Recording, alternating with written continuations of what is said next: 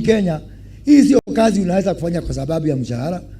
Hii sio kazi unaweza kufanya kwa sababu ya siasa. Hii ni kazi ya Mungu. Hawa watoto wetu vile tumewaachilia wamekosa matumaini. Wengine hata wanatoa maisha yao. I want to assure you, my children, my brothers, my sisters, hope is coming. And this country will change. And you'll be the agents of changing this country. We cannot give in, as Anthony has told us, to complaints and to desperation and for thinking there is no tomorrow. And I want to tell those people who are today in government, public service.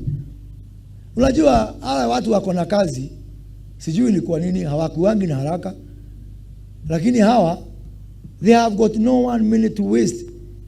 This is a national disaster.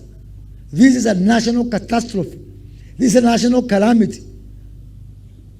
These people are uncomfortable.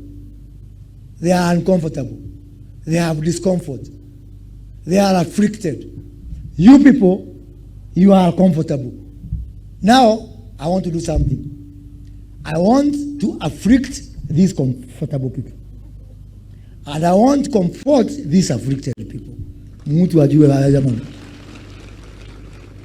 Nini hamuna haraka? Kwa nini mkuwe na haraka? Si kazi iko. Si mshahara iko. Sasa pole pole tu mkiona kama ni mchezo. Mimi nitawafurusha nje na hawa waingie tuone vile wanaweza kufanya kazi.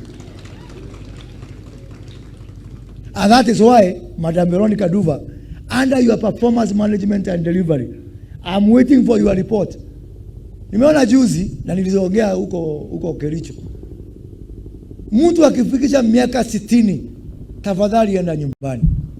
Kuna wengine akifika 58, saa hiyo ndio nakumbuka ako na disability ya jicho moja, ndio aongezewe muda. Hapana, nimewashika.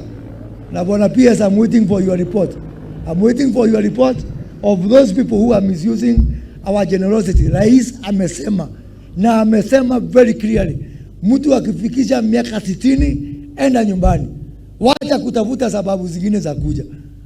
Na mwambie vijana, ndoto yangu